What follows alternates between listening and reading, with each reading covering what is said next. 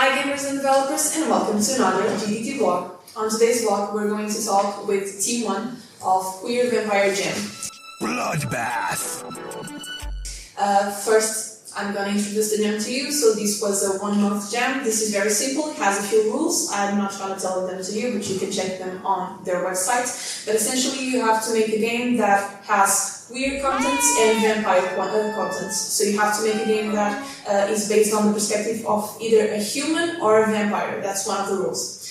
And yeah, now we're going to talk about the game of today, Moonlight Desires. First, I'm gonna ask you guys, can you introduce yourselves and your role on the game?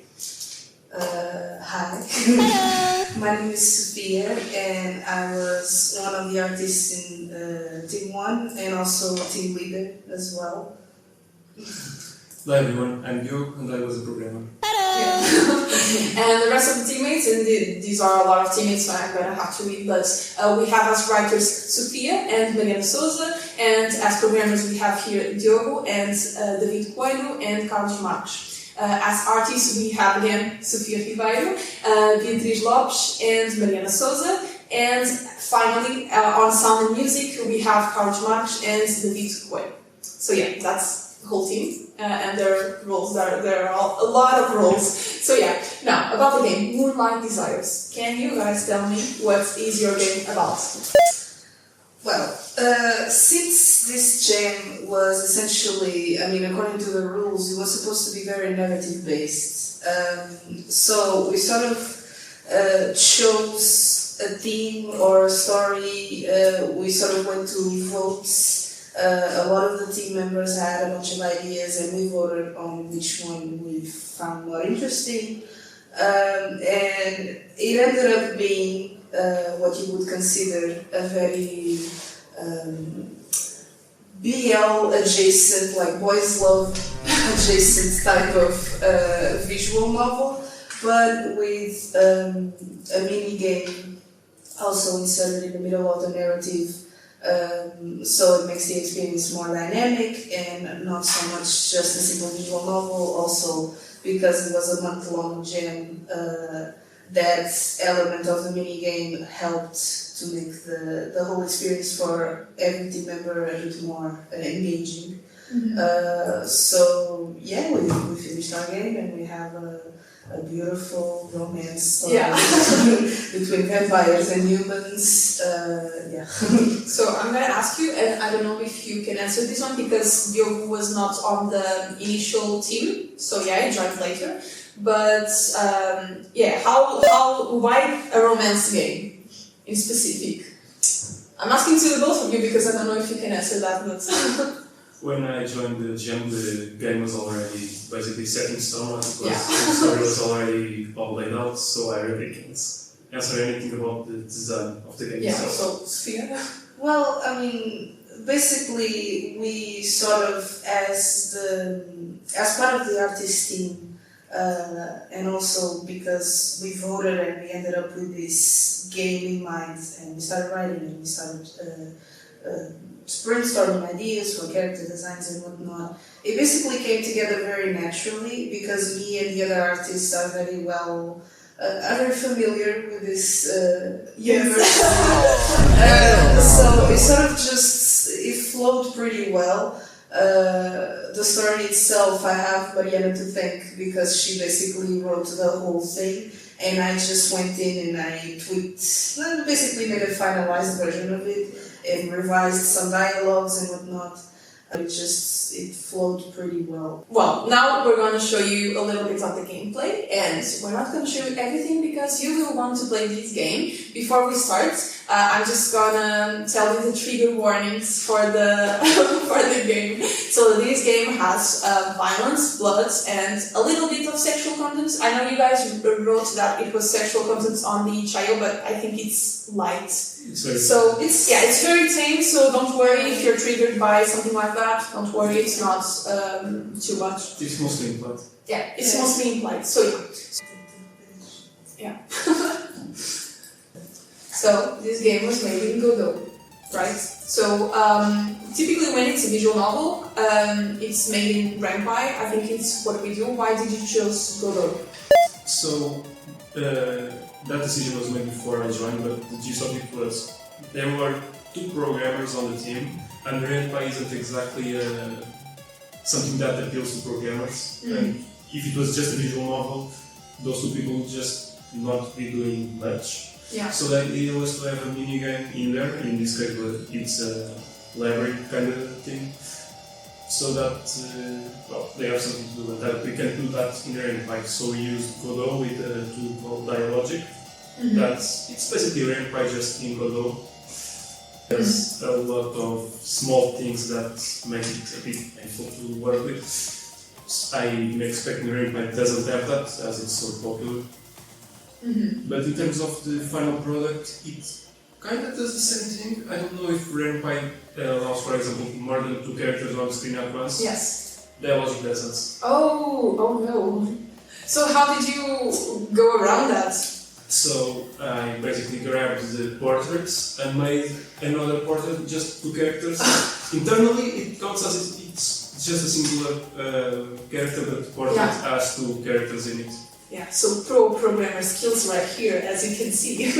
So maybe now for you, Sophia. So this game looks very cool, I'm gonna say. I love the characters. How long did you draw the characters, or did... Yes, very much so. How long did you take to draw these characters? Because they look so good. I don't need to flex. But I'm pretty fast. Like, this is like, my bread and butter. This is what I love to do, character design and whatnot. I mean, I'm not gonna say it was super quick because it took me a few hours for each character, obviously. But it felt pretty natural. It's what I like to do. So yeah. They look very good. And now I'm gonna ask, because I know this game has multiple endings. So, do you want to give some, because I know you guys back at home are going to play this game, of course. And do you want to give some advice on how to reach each ending without spoilers, of course? Well, there's really just one singular decision that actually matters. Oh, no, you can say that. I don't know which one. You don't know which one. Well, I think we actually made it very clear which one it is.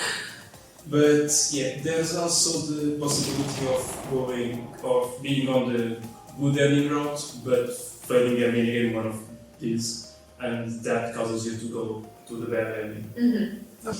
So yeah, now I'm not gonna ask you more about the game because then again I don't want to spoil you guys back at home, but I'm gonna ask you about the gem. So in the gem itself, I think it's one of the first times that we have this gem here in GDT.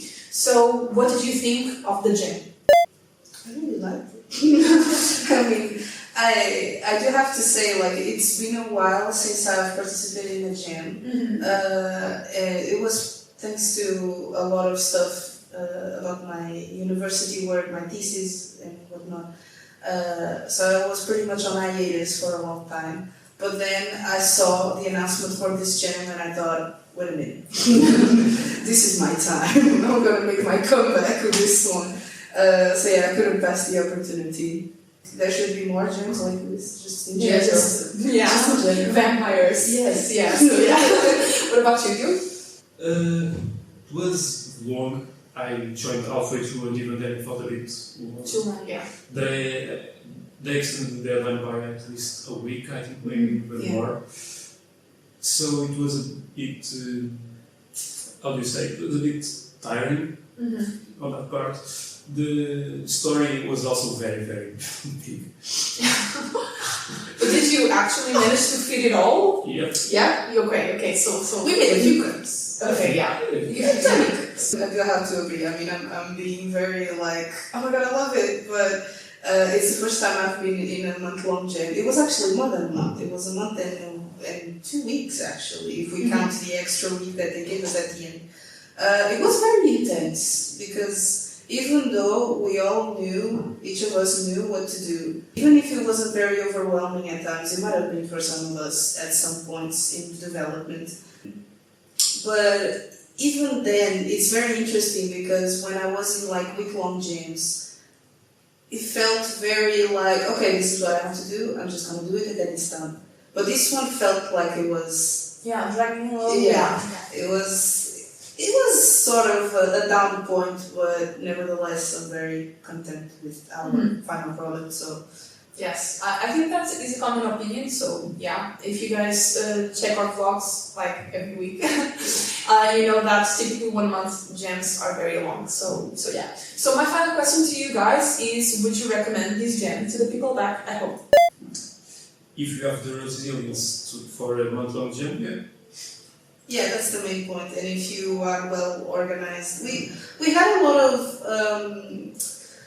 unscheduled stuff in the middle of our jam. A lot of members had some other stuff to do, but even then we got it done. So I feel like even though it might seem intimidating, and it was at times, I do have to admit, I don't know, I enjoyed it. I think as long as you have a passion for the theme and for what you're working on, I think it's worth it. So yeah, you heard it right here. So if you want to join the jam, I think you must heed to their advice.